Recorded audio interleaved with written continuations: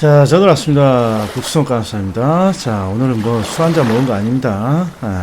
그냥 날도 춥고 코로나 때문에 비대면 첫 번째 주 아닙니까? 그래서 나름 한번 분위기를 한번 살려놨어요. 아유, 불도 껐네. 아이고, 화나죠. 파도 소리 들린다. 이제 시험 얼마 안 남았다. 자, 여기까지 하고 그럼 보겠습니다. 자, 이번에는 2부. 자, 몇 번인가요? 18페이지. 여기 들어갔네요. 자, 얘도 역시 난이도 하예요. 지금 모기지 증권의 어떤 종류를 묻고 있는데, 기본적으로 MPTS. 자, 뭐가 떠올라야 돼요? 두 가지. MPTS는 지분으로 쪼개놓은 지분형이고, 누가 다 가져간다? 아이고, 목이 메이네. 투자자가 모든 걸 다 가져갑니다.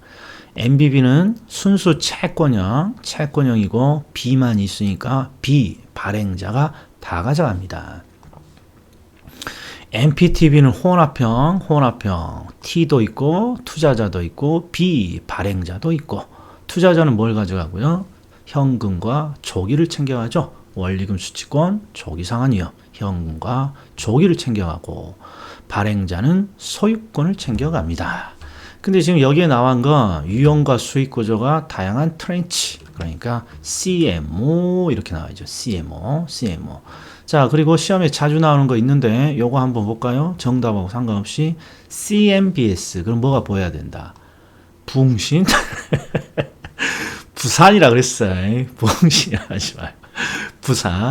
부산을 뭐하러 갑니까? 그렇죠. 유동화하러 가요. 그래서 항상 BS 앞에 있는 게 유동화의 기초자산입니다. CM이니까 커머셜 모기지. 중개사에서 한 번, 평가사에서 한 번, 앞으로 나올 거예요. 이게 27회니까. 계속해서 나온다. 그래서 커머셜 모기지인 상업 모기지를 B는 백이죠. 기초에서 만든 증권입니다. 정답은 4번. 자, 여기도 또요. 아주 그냥 재밌는 거 다 내놨어요. 27회. 자, 지분금융, 부채금융, 그리고 그 중간 성격인 메자닌. 그래서 메자닌이 중간에 있는 거야. 나름 출제자가 참 잘 내놨다, 이런 말. 그럼 일단 부채금융 하면 세 가지가 떠올라야죠. 세 가지가. 뭐가 떠올라야 돼요? 일단 부채금융은 돈을 빌리는 방식이고, 부채니까 채권. 그 다음에 돈을 빌리는 대출. 근데 대출이라고는 나오지 않는다 했어요. 저당 금융. 이게 저당 대출. 신탁, 증서, 금융 대출. 그 다음에 각종 유동화 증권이죠. 유동화 증권. 조금 전에 봤던 MPTS, MBB, MPTB 전부 다 채권이에요. 채권. 그 다음에 지분금융은 뭐가 떠올라야 돼요? 이제 지분을 물어봤으니까 일단 투자를 돈을 빌리는 게 아니라 투자 받아 갖고 오는 거죠. 그래서 뭐가 있어야 돼요? 주식. 그 다음에 syndication. 그 다음에 joint venture. 그 다음에 부동산 투자회사. 암기가 돼야 된단 말이에요. 이게. joint venture, syndication, 그 다음에 부동산 투자회사. 자, 그런데 지분을 찾으라고 했으니까 한번 봅시다. 지분 뭐가 있을까요? 저당금융, 신탁증서금융, 대출, 부채금융이고, 신디케이션 있네. 조합은 항상 재건축, 재개발 사업에 투자하는 것이죠. 그 다음에 각종 유동화 증권. 자, 여기도 봐요. BS가 나왔어. BS, 부산. 그러니까 해석이 자산, 어셋이죠. 자산을 기초에서 새롭게 만든 증권. 유동화 증권이잖아요. 요거 부채금융. 그리고 사채도 있고, 신주 인수권부도 있고, 사채, 채권도 있고, 주식이라는 뜻도 있고, 그러니까 요놈은 메자닌이에요. 요놈은 메자닌. 자, 그런데, 잘 보셔. 이게 지분금융을 찾으세요 하면 정답률이 80%가 넘어요. 근데 중개사 시험에 제가 똑같은 박스를 내놓고 부채금융을 찾으세요. 그리고 개수를 물어보면 정답률이 50%가 안 돼요. 왜 그러는지 잘 봐요. 문제를 바꿔보자고요. 제가 모의고사에 부채 금융을 물어요. 그럼 일단 채권을 찾을 거 아니에요. 채권 없어요. 근데 저당금융, 신탁증서금융, 대출, 각종 유동화 증권, 부채 금융. 그리고 뒤를 봤더니 사채가 있어. 사채. 그러니까 요 앞부분 안 보고 사채구나 하고 부채 금융 하고 넘어가서 얘가 실수하는 거란 말이에요. 여기는 신주 주식이라는 형태가 있으니까 매자니, 미음은 매자니라고 해줘야죠. 자, 19번 부동산 투자 회사 법상의 어떤 내용 옳은 거 찾으라겠네요. 자, 1번 영업인가를 받은 날로부터 6개월이 지난 자기관리 투자회사의 자본금. 요 자본금을 뭐라 불러요? 설립자본금이라고 하면 안 되죠. 설립자본금과 요 자본금은 다르죠. 인가를 받았어요. 인가. 그러니까 부동산 투자 회사가 완성이 된 거예요. 그러니까 요 뒤에 나온 요 자본금은 투자자들로부터 최소한 얼마의 자본을 끌어모아야 됩니까? 최저 자본금이라고 하는 것이죠. 자, 자기 관리는 당연히 70억이겠죠. 그 다음에 2번은 설립 자본금이에요. 회사 설립할 때. 자, 위탁, 기업 구조 조정, 명목형이니까 얘는 3억이야. 3억. 그 다음에 3번도 설립 자본금이에요. 자기 관리니까 3억이 아니라 5억이야. 5억. 그리고 4번은 영업인가를 받은 날로부터 그 자본금이니까 최저 자본금. 위탁, 기업 구조 조정은 50억이죠. 50억. 70억이 아니라 50억. 그 다음에 5번. 자, 부동산 투자 회사는 자, 회계 처리를 할 때 국토교통부가 정하는 회계 처리 기준에 따라야 한다. 자, 이것도 자주 나오는 공법의 함정인데 회계 처리 기준은 국토교통부가 정하는 게 아니란 말이에요. 국토교통부는 삽들고 건설하러 다니지. 그러니까 여기는 금융위원회야. 금융위원회. 절대 국토교통부가 정하는 거 아니다. 이 사람들은 삽질하는 거다. 자, 그 다음에 또 이런 거 있어요. 주택도시기금. 주택도시기금은 누가 운영해요? 주택도시기금. 이 주택도시금은 주택건설과 관련된 자금이잖아요. 그러니까 얘는 국토교통부 장관이에요. 국토교통부 장관. 자, 옛날에 주택도시기금은 한국주택금융공사가 운영한다. 이렇게 시험에 나온 적이 있어요. 주택이라는 말이 겹친다고 국토교통부 장관이 운영해야 합니다. 아이고, 말이 꼬이네. 자, 부동산의 권리 분석이요. 부동산 권리 분석이 참, 이런 것들은 정말, 이런 걸 풀 수 있느냐, 없느냐가 정말 실력을 좌우하죠. 저는 솔직히 틀려도 상관없다고 봅니다만. 자, 보세요. 일단 정답을 5번부터 해결합시다. 공간정보 구축. 그러니까 우리가 흔히 말하는 공간정보법인데, 자, 토지대장의 등록사항을 통해서 토지 소유자가 변경된 날과 그 원인을 판단하였다. 이거 맞아요. 이거. 왜 맞습니까? 그러면 토지대장의 토지대장에는 토지 소유자의 변경날 또 그 원인을 적는 난이 있다고. 그러니까 토지대장의 등록사항을 통해서 소유자의 변경과 그 원인을 판단할 수 있다. 이런 말이에요. 이럴 수 있어요. 자, 그 다음에 4번을 봐요. 4번은 토지이용계획 확인서. 웬만하면 수험생들이 이런 것까지 확인하지 않아요. 그러나 잘 보셔. 출제자들이 우리가 토지이용계획 확인서 이런 걸 자주 안 본다는 걸 알고 있단 말이에요. 공부하는 사람들이. 근데 토지야. 토지. 그런데 여기에 건물이라고 돼 있어. 그냥 왠지 모르지만 니는 X야. X야. 우리 잘 나오는 게 또 뭐 있어요? 우리 가격공시제도에서 표준지 공시지가의 공시사항에 꼭 어딘가에 주택이 들어가 있다. 건물이 들어가 있다. 건물의 구조, 건물의 용도 이런 게 포함되어 있으면 X잖아요. 토지이용계획 확인서니까 토지와 관련된 내용이죠. 자, 그 다음에 이거 보자고. 그 다음에 이제 쉬운 것들 지금 하고 있는 거야. 자, 우리 부동산학에서 지목을 묻는 경우가 과거에는 꽤 있었어요. 그런데 우리 시험에 지금까지 31년 동안 나온 지목을 딱 보면 세 가지예요. 세 가지. 국어, 하천, 그 다음에 유지. 이 세 가지밖에 없어요. 세 가지밖에. 자, 일단 유지는 우리가 저수지, 물이 고여있는 땅. 저수지를 뜻하고 하천과 국어는 둘 다 물이 흘러요. 물이 흘러.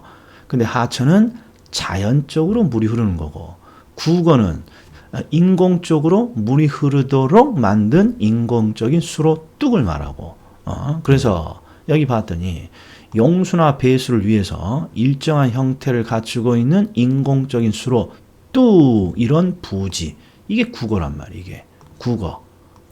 그런데 이걸 하천이라고 했으니까 틀렸다 이런 말이에요. 그런데 뒤쪽을 보면 자연적 유수가 있습니다. 그럼 요놈만 하천인 거죠. 요놈만. 얘는 하천이고 인공적인 수로 뚝 나오면 국어고. 그러니까 얘는 틀린 문장이 되죠. 최소한 5번, 4번, 2번은 찾아내야 된단 말이에요. 그리고 자, 우리 공법에 우리 지적과 관련된 요 지적도의 지목과 관련된 거 우리가 배우잖아요. 배워. 그런데 보셔. 자, 공으로 표기가 돼 있어서 공장용지라고 확인했습니다. 그럼 뭐가 떠올라야 돼요? 제가 미리 여기다 하나 적어놨어. 예, 완전히 정말 법규 문제니까, 공법 문제니까. 자, 장차 천원인데 우리가 장차 천원 이렇게 암기하시는 분도 있고 선생님이 아이고 지워버릴까? 자, 뭐 차장 천원 이렇게 암기하시는 분들, 차장 천원, 이게 차장한테 1,000원 준다는 거예요. 논리는 차장 1,000원. 근데 이게 발음이 잘 안 되니까 짜장 1,000원. 이게 우리 선생님들 보면 참 수험생들에게 각인을 시키기 위해서 참 다양한 방법을 써요. 차장한테 1,000원을 줍니다. 지금 차장 1,000원대잖아요. 지금 버스. 그다음에 짜장 1,000원. 짜장 1,000원은 지금은 이제 1,000원은 아니잖아요. 그러니까 이분은 오래되신 분이야. 저는 그냥 발음하기 편하게 좀 첫 번째 액센트를 넣어서 장차 1,000원이 됩니다. 뭐 이렇게 암기합니다만 저는 이렇게 암기하고 있는데 중요한 거 이 장이 뭐예요? 장이 이게 안 떠오르면 안 된다 이런 거죠 이게. 자, 공장용지의 장이죠. 장. 그러니까 공이면 공원. 공장용지는 왜 장으로 합니까? 공원이라는 게 공자로 있기 때문에. 그 다음에 차는 뭐예요? 주차장이죠. 주차장. 근데 왜 주가 없어? 주유소가 있기 때문에 주차가 차문자로 하는 거고. 요 천은 하천이죠. 하천은 하자가 겹쳐 있는 건 없어요. 지목에. 찾아봐. 하천에서 하자로 시작되는 있는지. 그런데 학교 부지가 있잖아요. 학교에서 기역자만 떼면 위조가 쉽기 때문에 학하고 하하고 구별하기 위해서 그냥 하천을 천 이렇게 하기로 한 거죠. 그 다음에 유원지죠. 유원지. 그래서 장차 천호. 유원지의 유는 유지가 있잖아. 유지. 최소한 요 정도는 기억을 하고 있어야 되는데 희한하게 법에서 시험을 내면 맞추고 부동산학에서 시험을 내면 틀린다는 게 문제라는 거죠. 자, 그리고 마지막 3번. 자, 부동산 경매에서 경락 허가 결정 확정 후 경매 대금을 완납한 때에 경락인은 등기를 하여야만 소유권을 취득하는 것이다. X죠. 경매는 법률의 규정에 의해서 바로 취득을 하는 경우니까. 그래서 또 뜯어봤더니 할만하다 이런 말이에요. 그래서 제가 지금 자세히 지금 설명을 지금 하고 있는 거예요. 자, 여기 중개계약이 있습니다. 중개계약. 이 중개계약 의외로 잘 틀립니다. 그런데 암기를 좀 합시다. 여기 잘 보죠. 아이고. 우리 시험에 나오는 중개계약은 5가지가 있어요. 일반 중개, 그 다음에 우리가 흔히 보는 공동중개. 일반 공동중개는 누구든지 알아요. 대충. 그런데 특이한 게 전속, 그 다음에 독점, 그 다음에 순가. 그런데 얘들은 반드시 나오는 문구가 있다고. 순가 하면 항상 거래 가격을 정하고 이를 초강 금액을 중개 보수로 받습니다. 순가는 거래 가격을 정하고 이를 초강 금액을 초과해서 거래를 성사시키면 그 초과분을 중개 보수로 받습니다. 독점은 중개권을 가져가는 거니까 누가 거래를 성사시켰는지 상관없이 중개 보수를 받습니다. 반드시 이 문구가 나오잖아요. 누가 거래를 성사시켰는지 관계없이 중개 보수를 받습니다.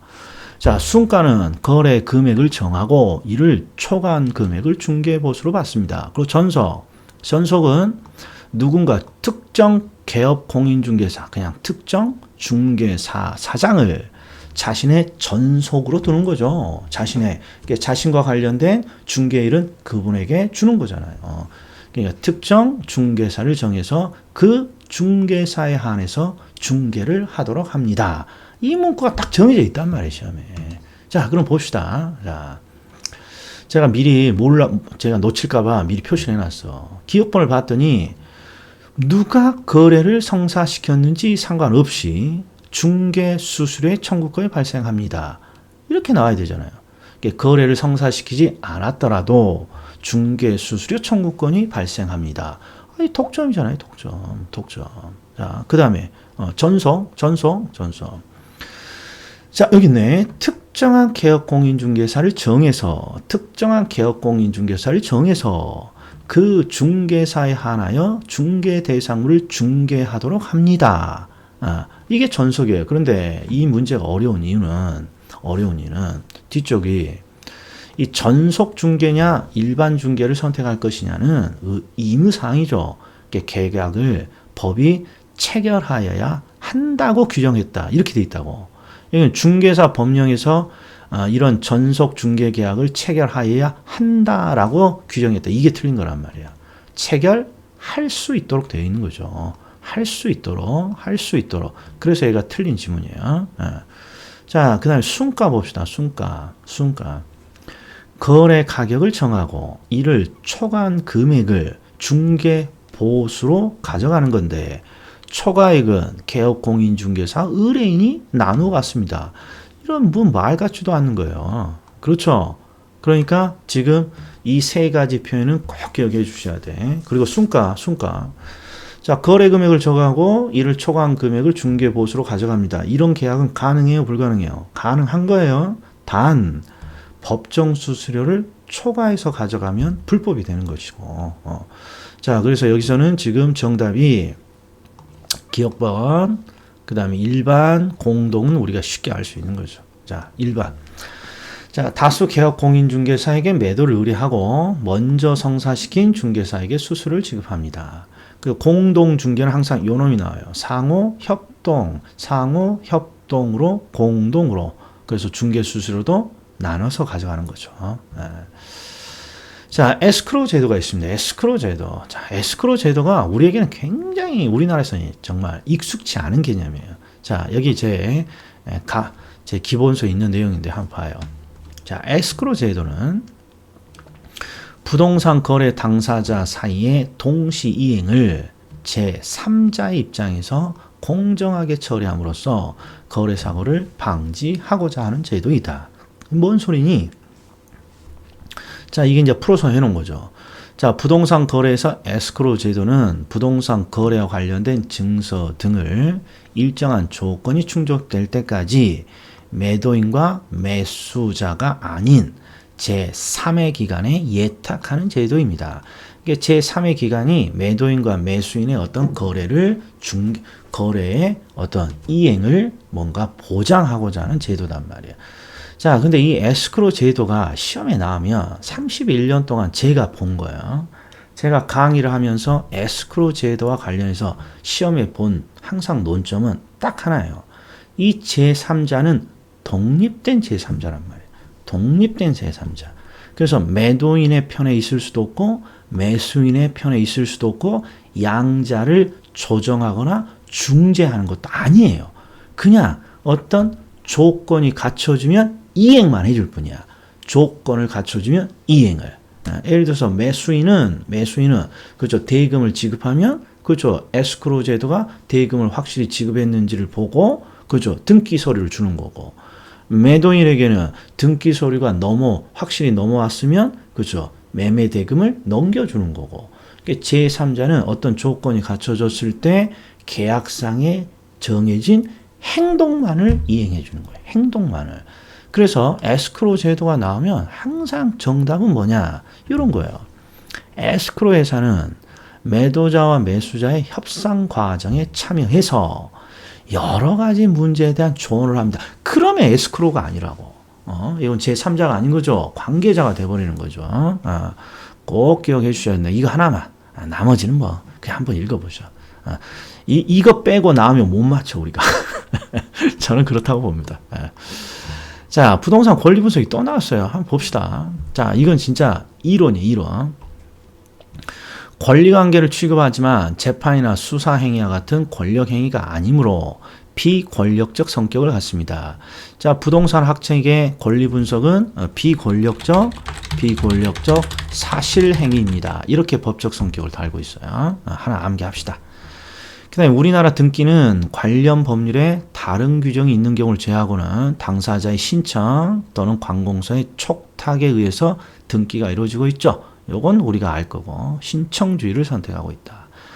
그 다음에 부동산 권리 분석을 행하는 주체가 부동산 분석 대상 권리의 주요한 사항을 직접 확인해야 된다는 탐문주의 원칙. 이게 눈에 들어와야 돼요. 지금 27회를 제가 마지막에 하고 있기 때문에 이 문제를 보시는 분은 탐문주의 원칙이 나오는 순간 우리 시험에 잘 나오는 뭐 권리 분석의 네 가지 원칙 요거 암기하고 있어야 된단 말이에요. 시험에 자주 나온다. 자, 그런데 요걸 봐요. 요 두 가지. 자, 능률성과 안정성은 항상 같이 있는 거예요. 이게 암기 코드예요. 우리가 항상 권리 분석도 하나의 행동, 활동이니까 능률성, 다른 말로 효율성, 똑같은 말이에요. 효율성을 강조한단 말이에요. 근데 효율성을 강조하다 보면 안정성의 빵꾸가 날 수가 있단 말이에요. 그래서 능률성이 나오면 항상 안정성이 같이 나오는 거예요. 안정성이 나오면 능률성, 이걸 동시에 추구해야 된다는 거죠. 그래서 권리 분석에서 우리가 꼭 암기해야 될 건 이 두 가지밖에 없는 거예요. 증거주의에 입각하고 탐문 반드시 확인해야 되고, 권리 분석이라는 건 진실을 탐구하는 거니까 반드시 증거를 가지고 현장에 탐문해서 반드시 증거를 찾아내야 된다. 이렇게 기억을 하시면 되겠습니다. 자, 그러니까 탐문주의 원칙은 권리 분석 활동을 하는데 지켜야 하는 이념 원칙입니다. 맞았어요. 근데 4번이 너무 쉬워서 제가 하라고 해놓은 거예요. 자, 자료 판독을 할 때 소유권에 관한 사항인데 을구라고 되어 있다고. 이거 찾아내기만 하면 되는 거죠. 찾아내기만 하면 되는 거죠.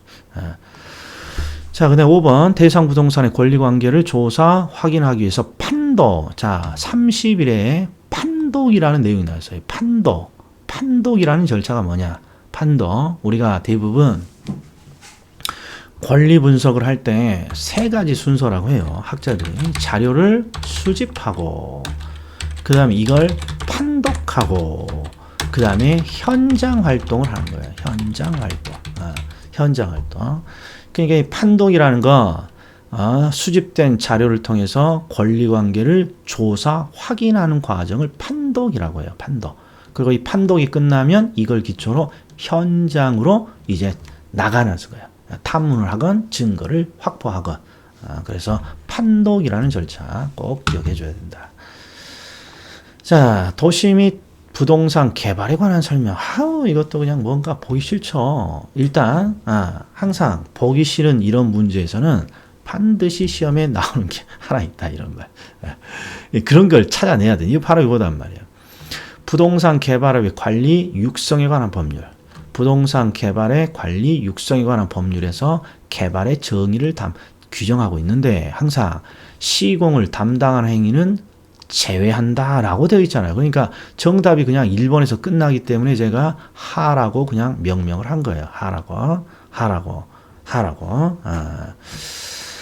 자, 그 다음에 나머지는 그냥 안 보겠습니다. 다시 나올 것 같지도 않고요. 그 다음에 부동산 신탁. 자, 이것도 보세요. 신탁이라는 것도 관심 있는 사람이 몇 명이나 있겠어요. 그러니까 이것도 극사항이에요. 극사. 그런데 제가 가끔씩 신탁을 설명하면 보험계약이랑 비슷하다고 그랬어요. 보험계약. 자, 일단 봐요. 신탁자 또는 위탁자라고 해도 상관없어요. 아무튼 부탁을 하는 자예요. 믿고 부탁을 하든 그 다음에 수탁자. 신탁은 항상 신탁을 하는 사람과 신탁을 받는 사람이 있어요. 신탁을 하는 사람과 신탁을 받는 사람. 그런데 여기 봐요. 4번 신탁계약은 수익자와 위탁자 간에 체결됩니다. 그러니까 이걸 못 찾으면 이 문제는 못 푸는 거예요. 수익자와 위탁자가 아니라 위탁자가 지금 신탁을 하는 신탁자고 수탁자야. 한 글자가 달라졌어. 정말 사악해. 수탁자라고. 수탁자. 그러면 신탁계약은 우리가 익숙치 않으니까 우리가 보험 계약을 한번 해보자고요. 보험. 자, 우리가 보험은 일반 고객이 보험회사와 보험계약을 체결해요. 그러면 이제 계약을 체결하는 사람이 하나 있고, 이 보험에서 계약을 체결하는 자가 보험의 혜택을 반드시 받는 건 아니잖아요. 항상 보험 증서에 보면 이 보험의 혜택을 받는 수익자가 있다고. 수익자가. 그러니까 지금 요 수익자는 이 신탁계약이나 보험계약에서 이득을 보는 자지, 이 사람이 직접 계약을 체결하는 건 아니라는 거예요. 자, 그럼 한번 볼게요. 읽어볼게요.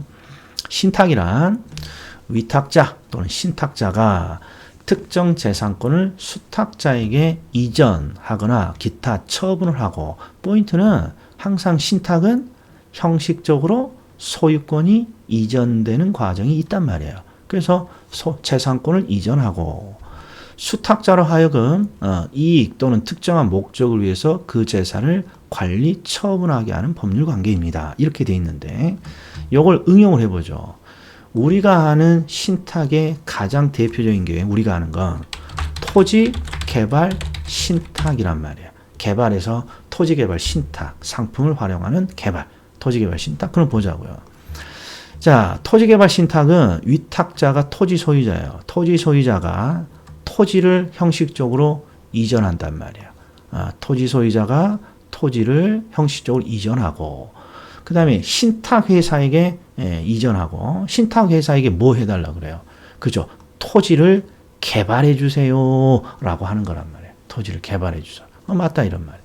그 신탁의 수익자나 신탁 행위에 따라 신탁 이익을 받는 자, 이 사람을 따로 지정하고, 수익자는 위탁자가 정한 제3자가 될 수도 있습니다. 본인이 될 수도 있고 제3자가 될 수도 있고, 그 다음에 수탁자는 자산 운용을 담당하는 신탁회사가 될 수 있습니다. 대부분 신탁회사가 담당을 하죠. 우리 일반인과 관계된 신탁회사. 그러니까 토지 개발로 치면 토지 소유자가 신탁회사와 이렇게 계약을 체결하는 것이죠.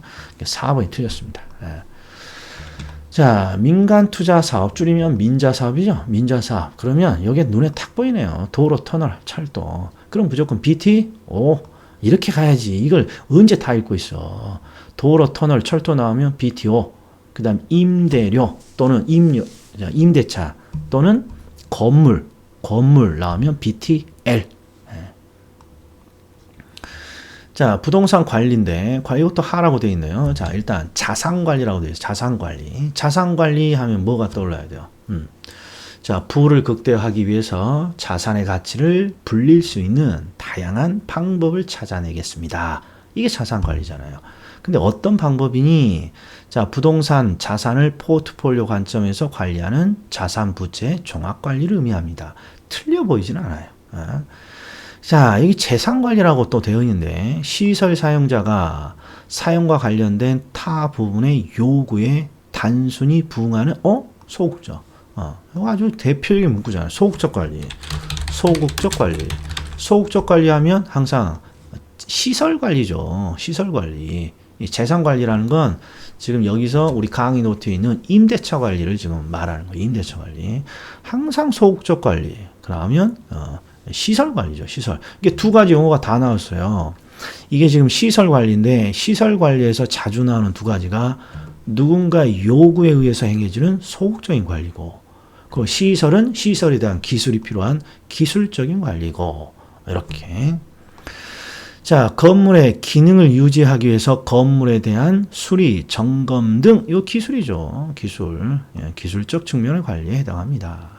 위탁관리 방식은 전문업자를 이용함으로써 합리적이고 편리하고 전문화된 관리와 서비스를 받을 수 있다. 기밀유지 나오면 항상 짝대기 어디로? 그렇죠. 자가관리로 가야죠. 자가관리 방식이 유리하다. 옳은 지문. 자, 마케팅입니다. 자, 마케팅의 표적시장. 이게 나오면 뭐가 떠올라야 돼? S냐? T냐? P냐? STP. 이거예요. STP. 자, 그런데 목표 시장에서 고객의 욕구를 파악해서 차별성. 그러면 또 위치. 차별성, 위치 나오면 이건 STP가 아니라 4P 중에 4P. 자, 4P 중에 포지셔닝. 요거죠. 포지셔닝 틀렸네요. 포지셔닝. 자, 밑에 포지션이 있네. 자, 세분화된 시장 중에 가장 좋은 시장 기회를 제공해 줄 수 있는 특화된 시장입니다. 이게 표적 시장이네. 표적 시장. 일단 항상 세분을 하고 세분된 시장에서 가장 좋은 특화된 목표 시장을 찾고 그 다음에 이제 아둥바둥 포지셔닝을 하는 것이죠. 그러니까 지금 1번, 3번은 STP를 지금 구분하라는 것이죠. 아이고, 내가 4P라고 그랬어요. 큰일 났네. 큰일 났어. 새벽에 하다 보니까 실수네. STP의 포지셔닝이죠. STP 요거. 자, 요 STP. 자, 시장 세분의 S. 표적과 타켓. 여기 틀렸죠. 이쪽이 포지셔닝이 가야죠. 포지셔닝. 그 다음에 4P를 봤더니 제품, 유통경로, 판매 촉진. 이놈이 또 들어가 있잖아요. 여기에 당연히 가격이 들어가 있죠. 제품 차별화, 가격 차별화, 유통경로, 촉진, 프로모션. 자, 그래서 아이다가 나왔으니까 고객은 아이다, 고객 점유 마케팅. 5번이 정답입니다. 자, 도시성장 구조 이론이요. 한번 봅시다. 버제스가 나오면 항상 버제스의 동심원 이론 나오면 두 가지 단어가 키워드죠. 도시 생태학 그리고 친입 경쟁 천위. 생태학적 분석 친입 경쟁 천위. 자, 헬스와 울만이 나오면 다핵심 이론. 도시는 단핵이 아니라 다핵 수개 심이 형성된다고. 이거 오타로 내가 오타인가? 심이라고 이렇게 출제됐을까? 한번 확인해 볼게요. 아무튼 핵심이 수개 핵심으로 형성되며 성장한다. 자, 동심원 이론은 도시가 그 중심에서 동심원상으로 확대되어 분화되면서 성장합니다. 맞았고요. 자, 다핵 이론과 호이트의 선형 이론의 한계를 극복하기 위해서 개발된 동심원 이론. 말도 안 돼요, 이게. 뒷문장을 보기 전에 항상 흐름이 이렇게 돼 있죠. 자, 버제스가 시카고시를 대상으로 동심원 형태로 도시가 성장합니다. 이론을 만들어요. 근데 동심원 형태로 도시가 성장한다는 건 모든 방향으로 성장을 한다는 거잖아요. 그런데 이걸 가만히 호이트가 봤더니 야, 뭔 소리야? 미국의 142개 도시를 분석했더니 동심원은 거의 없던데 항상 도로를 따라서 부채꼴 모양 선형 이론 이렇게 온 거죠. 이렇게. 예. 그런데 이렇게 지나가다가 현대 도시를 분석한 해리스와 울만은 야, 뭔 소리냐? 지금 말이야 하나의 핵을 중심으로 성장하는 게 아니라 다핵을 중심으로 만들어지는 다핵심 이론이야. 이렇게 설명한 거죠. 그러니까 순서가 엉뚱한 거죠. 그리고 점이지대는 저소득층 지대와 통근자 지대 사이 위치하고 있는 것도 아니죠. 항상 우리가 동심원의 5개가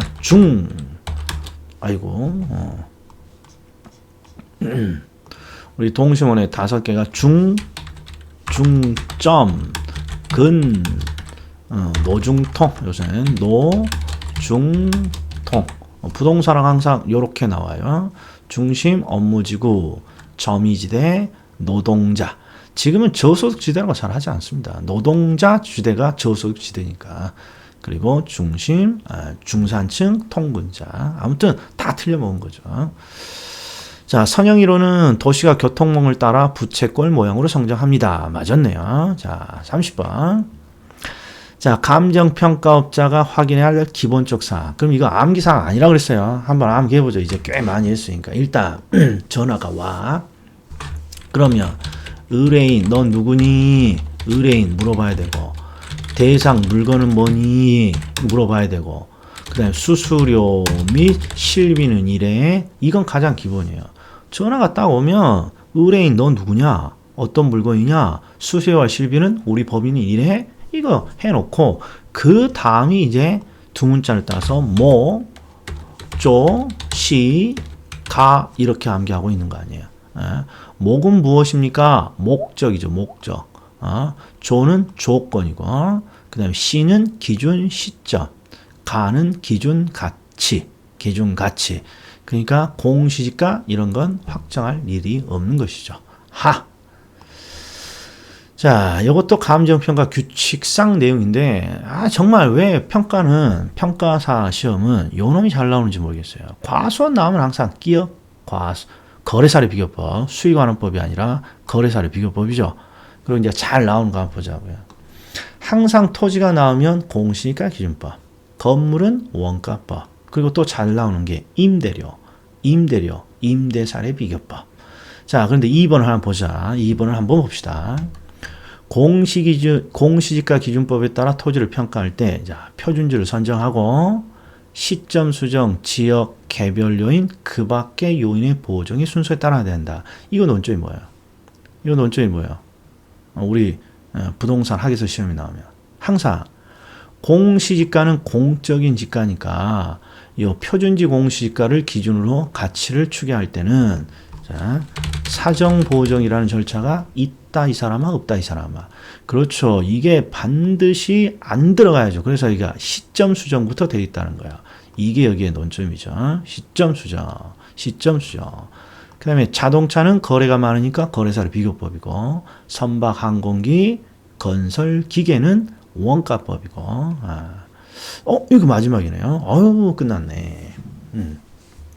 자, 27회 이렇게 끝내겠습니다. 이제는 이제 계산 문제로 뵙겠습니다. 이제 하나 남았어요. 자, 이따 뵙겠습니다.